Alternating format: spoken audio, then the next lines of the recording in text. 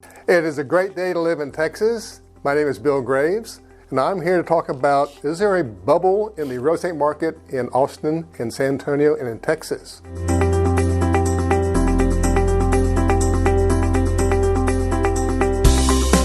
I don't know. I don't think so, but I'm not an expert. I don't believe there's an expert out there who can tell you if there is or isn't. You see a lot of news nowadays about there could be a bubble in the real estate market. Ooh, kind of scary.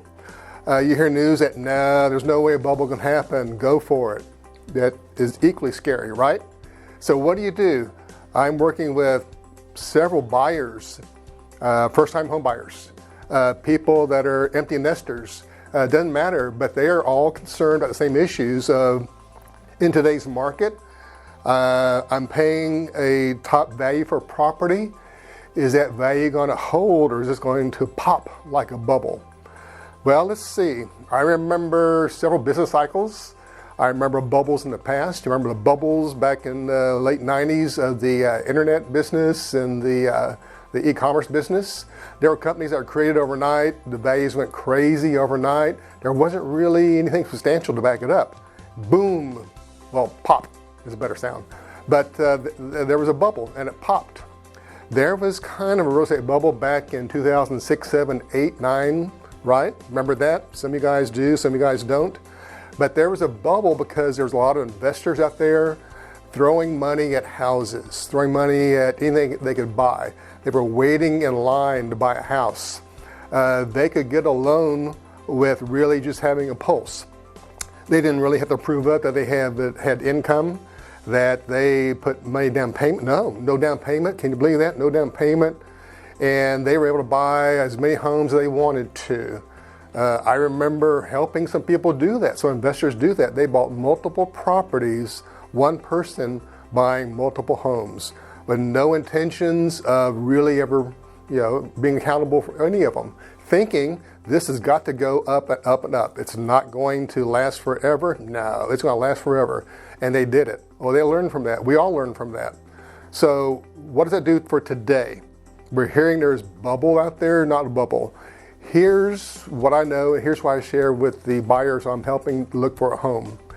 Number one, yes, there's investors out there, but not as many as there were in the past. I understand that the percentage is still kind of low, maybe 10%. You think you hear about investors everywhere, people, robots, machines, companies buying houses. That's probably true. A lot of people that want to buy a house to live in. That's also very true. So there's investors out there, but I don't think there's enough to really cause a bubble. Prices going up every day. I'm hearing that prices have gone up 8 to 10% over last year, and they may do the same thing next couple of years. Well, we can either worry about that, or we can participate in it and do the right thing and maybe buy a home at a right price, or we can sit on the sidelines. I think if we sit on the sidelines, then your bubble has popped because you didn't buy a house. you didn't even have a bubble to begin with. I think if you don't buy a home in today's market with a good realtor who's going to cover a lot of bases for you, not just go out there and spend whatever you need to spend, but make a very wise decision. I think that you can go out there and buy a home that will be a great home for you, even buy it for an investment, and not worry about the bubble. Who knows what the news will be next year and year after year after year. What we don't want to do is look back in 2021 and say, I missed the opportunity to buy a home for my family or to buy a good investment. This is Bill Graves. I'm with the Graves Group, and you can call me at 210-274-6571. Send me an email, bill@thegravesgroup.com. Look forward to it. Thank you.